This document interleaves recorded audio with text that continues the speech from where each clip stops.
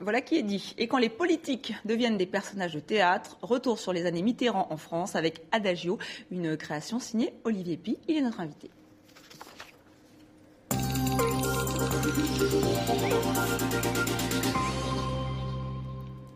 Et ça faisait longtemps qu'il avait envie de s'attaquer au mythe Mitterrand. Olivier Py est donc passé à l'acte avec ce spectacle, Adagio, cette création. C'est une fresque monumentale sur l'ancien président socialiste. Alors Olivier Py, rebonjour. Bonjour. Alors justement, pourquoi vous avez eu envie de vous attaquer à ce mythe ? Pourquoi Mitterrand ? Il avait vraiment une dimension théâtrale forte ? Oui, c'est vrai, c'est un personnage romanesque et donc il devient facilement un personnage théâtral. Mais je crois que si on veut parler de la France et de la politique des 15-20 dernières années, il est aussi une figure absolument incontournable. Donc à travers lui, on essaie de dresser le portrait d'une histoire de France qui est récente.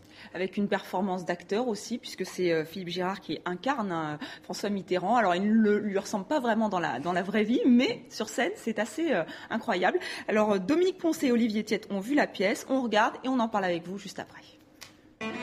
Costume sombre, chapeau, écharpe rouge. Quand le comédien Philippe Girard entre sur le plateau, l'illusion est parfaite. Pensez toujours à relever le menton. 15 ans après sa mort, le metteur en scène Olivier Py a choisi de faire revivre en 2h20 d'un spectacle très intense les 15 dernières années de François Mitterrand. Tout ou presque de ce qui va se dire ici est tiré de textes, de discours ou de propos rapportés de l'ancien président. C'est convaincre qui m'importe et non vaincre. La difficulté était d'écrire une pièce de théâtre, donc une fiction, mais que cette fiction soit absolument rigoureuse sur la vérité historique. Qu'est-ce que le pouvoir ? Une eau qui file entre les doigts, une eau qui ne désaltère pas, une eau avec laquelle on ne peut pas se laver les mains. C'est une page d'histoire, mais pas au sens d'un récit, mais au sens de la restitution d'une atmosphère, d'un climat et surtout d'un personnage. Ce personnage, c'est donc Philippe Girard qui a la lourde tâche de l'incarner. Intégrer la gestuelle, les intonations, le phrasé de l'ancien président lui a pris 2 mois. Lui ressembler physiquement lui demande chaque jour une demi-heure de maquillage. Il fallait quand même faire en sorte qu'il y ait un maquillage et un vieillissement du visage pour que le spectateur puisse adhérer à la fiction. Le génocide était achevé. Et nous n'avons pas envoyé une armée pour combattre. Il s'agissait d'une mission humanitaire. Où irions-nous si l'ingérence devenait un droit ? Ce sont les gestes de Mitterrand, c'est les mains de Mitterrand, la manière. Enfin, c'est ahurissant, hein, c'est une recréation et c'est une réincarnation. Je crois aux forces de l'esprit et je ne vous quitterai pas. Ni hagiographie, ni portrait à charge, ce spectacle donne à voir un Mitterrand dans toute sa stature, sa force et son ambiguïté. Et Olivier Py est donc notre invité. Alors, c'est vrai que ce n'est pas hagiographique, ce n'est pas à charge, mais quand même on sent qu'il y a une admiration pour François Mitterrand. De votre part. Il y a d'admiration pour un personnage. Quand un écrivain écrit un personnage, il le magnifie toujours un petit peu. Mais je crois que c'est au spectateur de se faire une idée sur la politique de Mitterrand. Et puis, au-delà de ça, je dirais que c'est une sorte de leçon de politique. Parce que la hauteur de vue, la hauteur de parole de Mitterrand, je crois, fait un petit peu la leçon de politique à nos dirigeants ou à ceux qui voudraient l'être, en leur disant, faites de la politique, oui, ayez une grande vue, une grande vision pour la France. Oui, parce que ce spectacle, cette pièce, Dominique Poncet l'a dit, vous l'avez vraiment conçu par rapport avec des archives, avec des textes, tout ce qui est dit ou presque a été écrit ou a été dit par François Mitterrand. Alors justement, comment on trouve sa patte d'auteur ? C'est un cas d'école, si vous voulez, pour l'écriture, parce que c'est tout de même une fiction, et puis en même temps, elle ne cède rien à la vérité historique. Je dirais que c'est à l'exemple aussi de ce que nous voulons faire à l'Odéon, au Théâtre de l'Europe, c'est-à-dire à la fois du théâtre extrêmement exigeant, avec des thématiques très hautes, et puis qui reste populaire. Je crois que le public a vraiment répondu présent à cette aventure. Alors oui, il y a des personnages hauts en couleur, avec aussi parfois des moments où on sourit, où on rit même franchement. Juste pour revenir à l'histoire, parce que c'est aussi une page d'histoire qui est balayée, on parle de moments forts, vous reprenez, on voit Kohl et Mitterrand qui se tiennent par la main, cette image très forte est dans la pièce. Elle est aussi, voilà, elle est vraiment... pour vous, il y avait des moments forts comme ça qu'il fallait absolument recréer?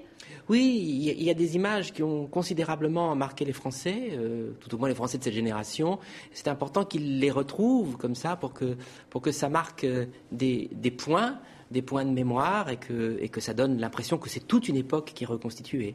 Et puis il y a des visages de Mitterrand qui sont moins connus, plus intimes, quand il lutte contre la mort, quand il lutte contre la maladie, quand il doute et quand il a de l'humour. Et aussi vous rappelez que c'était un fin lettré, vous remettez ça tout en perspective. Il y a peu de... Vous n'insistez pas trop sur le côté intime de la personne, mais ça affleure à des moments. Là aussi, c'était voulu. C'était d'abord l'animal politique qui vous importait? Oui, il est comme un roi shakespearien, c'est-à-dire que c'est un roi mourant et c'est surtout un homme qui pense tout le temps. Alors, les hommes politiques sont pas souvent des philosophes, hein, c'est assez rare. Pour un homme de théâtre, c'est merveilleux d'avoir un personnage qui permet de passer du plus poétique au plus politique et de l'un à l'autre incessamment dans les 2h15 du spectacle. Alors pour revenir justement à ces grandes pages d'histoire qui sont abordées, on a entendu le génocide du Rwanda, de la Bosnie, du droit d'ingérence, du devoir d'ingérence, des questions qui résonnent aujourd'hui avec ce qui se passe en Libye. Nicolas Sarkozy a repris à son compte ce droit d'ingérence en Libye. En fait, il continue. En fait, il est presque dans la tradition de Mitterrand. Enfin, il reprend. Non, parce que Mitterrand s'est opposé justement au droit d'ingérence. Mais bon, c'est une question qui reste une question. Moi, ce que j'ai voulu, c'est simplement poser des questions. Je ne pense pas que le spectacle ait des revendications, notamment sur le droit d'ingérence. Mais je crois que le public se rend compte que cette question ne peut pas y échapper dans la mondialisation.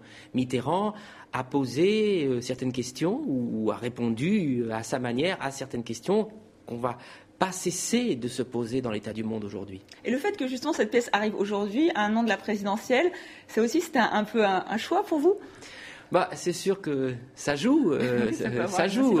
Vous savez, Mitterrand est une sorte d'homme politique qui a toujours rêvé d'être un écrivain et un artiste. Alors on pourrait dire qu'il y a aussi chez les artistes une part d'action politique qui reste inassouvi. Et qui est aussi revendiqué, puisque, par exemple, pour le printemps arabe, après ce qui s'est passé en Tunisie, vous avez tout de suite voulu donner la parole aux artistes du monde arabe. C'est vraiment une volonté de votre part, du Théâtre de l'Odéon. Je vous remercie beaucoup de le rappeler, parce que je crois que le Théâtre de l'Odéon, bien sûr, présente des spectacles, mais au-delà de ça, il y a toute une série d'actions qui sont beaucoup plus en réaction avec le temps et avec ce qui se passe dans le monde, dont ce printemps arabe, beaucoup de choses qu'on a appelées présents composés, et qui sont la présence de philosophes, de journalistes, d'essayistes ou de poètes pour nous parler du monde. Et vous avez envie de continuer sur cette veine réaliste, politique, après Mitterrand, Jacques Chirac, Nicolas Sarkozy, des pièces qui sont peut-être dans votre esprit, vous avez envie? Je ne sais pas, j'ai surtout envie de continuer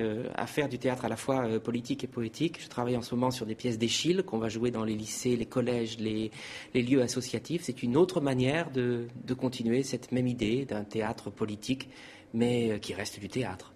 Merci beaucoup Olivier Py d'être venu sur le plateau de TV5 Monde, et donc Adagio, c'est jusqu'au 10 avril au Théâtre de l'Odéon, Théâtre de l'Europe.